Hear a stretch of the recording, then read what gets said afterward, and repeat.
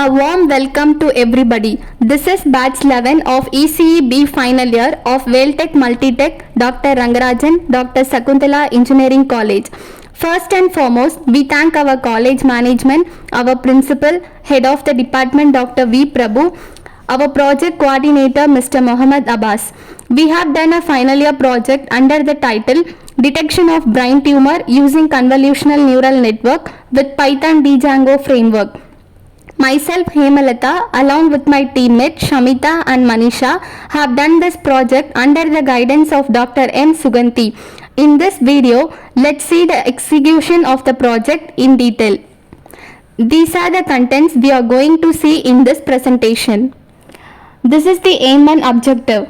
The aim of our project is to develop a deep learning model for brain tumor identification to improve the accuracy by using suitable optimizers and to identify the type of tumor present in the brain. Now we are going to see the introduction. As we all know that brain is the largest and most intricate organ in the human body with billions of cells. On an average, the brain of an adult human weighs about 1 kg to 1.5 kg, which is about 2% of the total body weight. For male, the average weight is 1270 gram, and for female, the average weight is 1200 gram. A brain tumor is the accumulation, mass or growth of abnormal cells in brain. These are primarily two types of tumor: malignant, cancerous, and benign, which is non-cancerous, which is further classified into 4 types such as glioma, meningioma, pituitary, and no tumor. As per the research in 2020, around 25,050 adults has been diagnosed with primary cancerous tumors of brain and spinal cord. Brain tumors account for about 85% to 90% of all central nervous system. So this is the existing system. There are many existing techniques available for tumor segmentation and classification, each of which requires some time and has certain limitation. Many of the existing approaches detects the tumor using CNN architecture, which is implemented in MATLAB. In our base paper, they are using deep learning based brain tumor detection and classification, and they have achieved an accuracy rate of about 92%. In our work, we are trying to improve this accuracy rate than our existing work. Then going on to proposed system. Our proposed system detects tumors from MRI data set, which involves the tumor detection and classification based on its types, which are enabled by various CNN classifiers such as EfficientNet B0, manual architecture, ResNet 50, ResNet 50 with exception model, and LeanNet architecture with increased accuracy rate will be selected and then deployed in the DJANGO framework to get the required output. This is the block diagram of our project. The process consists of totally three phases: pre-processing phase, training and testing phase, and the prediction phase. Firstly, the execution of this project begins from taking an input from various MRI data sets, followed by image pre-processing. In image pre-processing phase, our aim is to resize the collected MRI data sets according to the type of CNN architecture used. In this phase, shear range, zoom range, and horizontal flip are also done. Once the pre-processing phase is completed, the resized image will be taken to the next training and testing phase to improve the accuracy rate. Here we are implementing 5 different CNN architectures such as EfficientNet B0, manual architecture, ResNet 50 with exception model, and LeanNet architecture. On comparing all these architectures, the architecture with increased accuracy will be selected for further deployment. In prediction phase, the MRI image is uploaded as input and then the output will be displayed in text format in the DJANGO framework. Next, we are going to see the pre-processing phase in detail. We have collected nearly 7023 MRI datasets from various sources such as Kaggle and GitHub. In this phase, recycling, shear range, zoom range and horizontal flip or run. Rescaling. Rescaling is mainly done to convert the input values to the required pixels in range because it retains enough information and reduces the number of parameters, making it easier to train the data sets. Next one is shear range. It is done to augment images so that system can see how humans see things from different angles. It mainly specifies the angle of slant in degrees. Next one is zoom range. It is done to enlarge the image so that the details in the image becomes more visible and clear for the user. Horizontal flip. Horizontal flip is a deep learning technique used to increase the size of a data set by flipping images horizontally. That can also helps to improve the accuracy of your model. These are the images before resizing. Here you are seeing the images with uneven sizes. It is necessary to increase or decrease the size of the images according to the type of architecture used. These are the images after resizing. We have resized the images based on the architecture used. Once the pre-processing phase is completed, the resized image is given as an input to the next phase. Next one is software specification. Before we are moved on to the next training and testing phase, these are the softwares required for further proceeding of our project. These are the softwares required to do our project. First one is Python. Python is a high-level programming language which is clear and understandable for the users to do both small and large projects. PIP. It is nothing but a PIP install packages which is a package management system used to install and manage software packages which is written in Python. OpenCV. It is a Python library that allows user to perform image pre-processing. Several frameworks such as TensorFlow and Keras are supported by this library. NumPy, which is nothing but a numerical Python, is a Python library used to perform various mathematical operations. Jupyter Notebook. It is an original web application environment for running the code and data. Next one is TensorFlow. It is a math library used for neural network applications in deep library. It has better data visualization power than any other library. Next, last one is Keras. It is a library that simplifies the steps required to generate the code. This is the training and testing phase. Training and testing phase is done to improve the accuracy rate. Various MRI data sets are trained by changing the epochs using 5 different CNN architecture such as EfficientNet D0, manual architecture, ResNet 50 with exception model and LeanNet until the desired accuracy is obtained. Further, we are using SGD or Adam optimizer which will also helps to improve the accuracy rate and reduce the total loss value. Optimizers are also used for improving the speed and performance for training the specific model.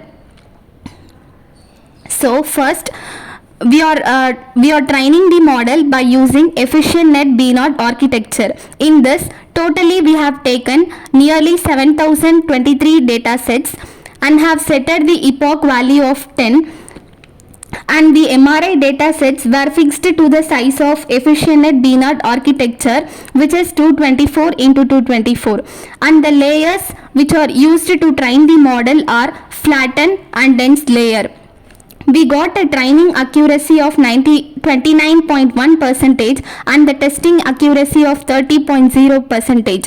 So since the accuracy was less than the desired one, so we are going to next model.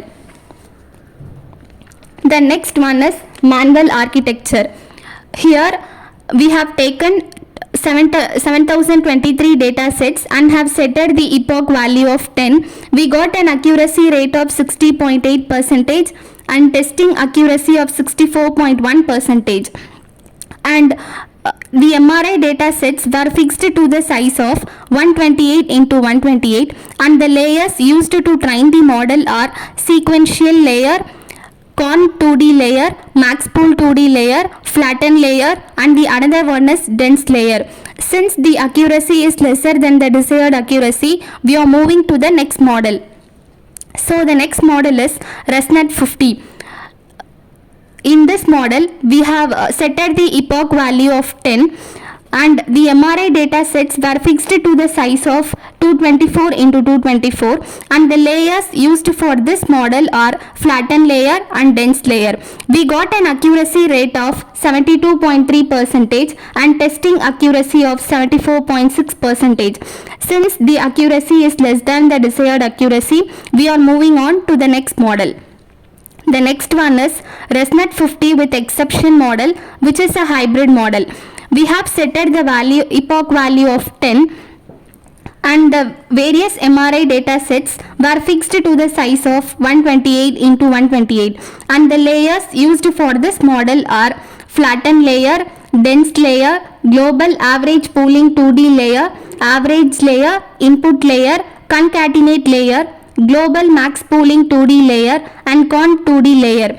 We got a training accuracy rate of 95.0% and testing accuracy of 95.7%. Since the accuracy is less than the desired accuracy, we are moving on to the next model.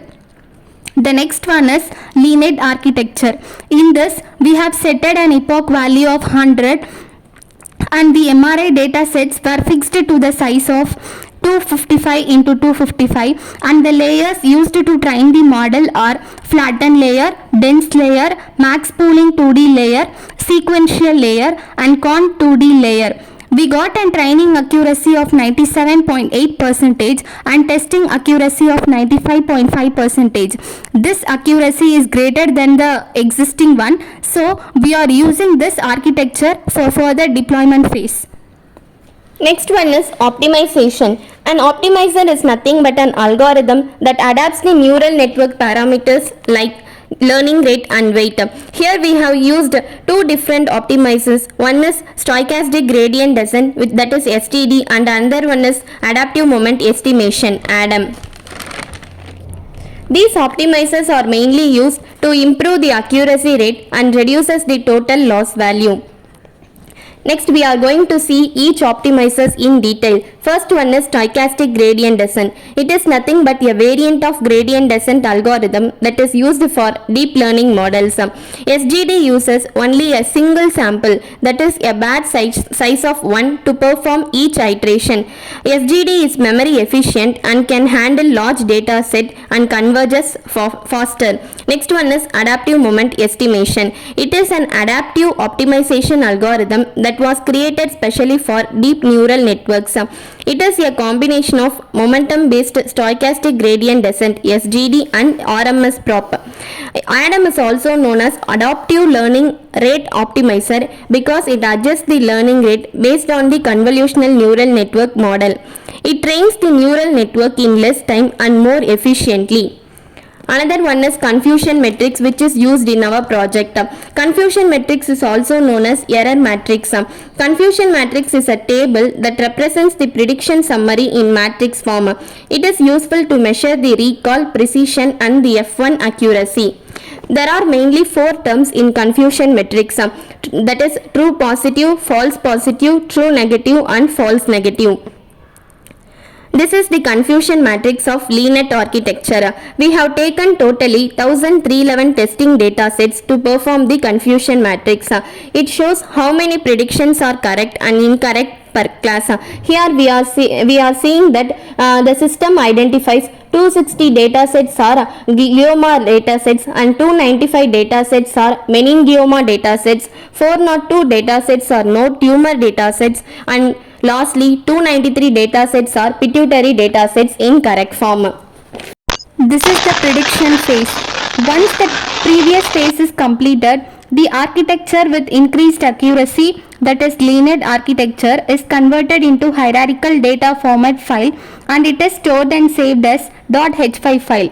The overall output is implemented in Anaconda with Jupyter Notebook using Keras and TensorFlow libraries in Python DJANGO framework. Now we are going to see how our project works. It is Anaconda command prompt.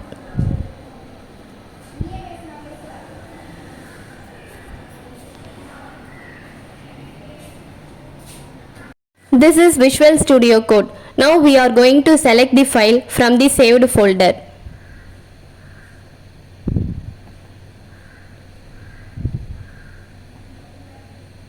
Now the deploy folder is selected and then the program is displayed in the Visual Studio Code. We are going to run the program in command prompt.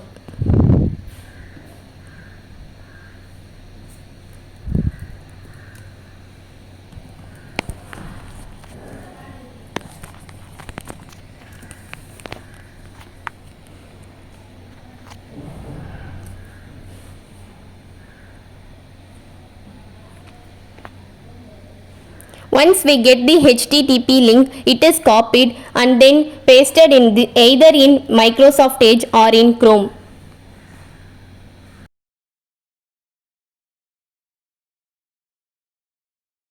This is how our output screen looks like. Now we are going to upload an image from the saved folder. That is from the testing dataset folder.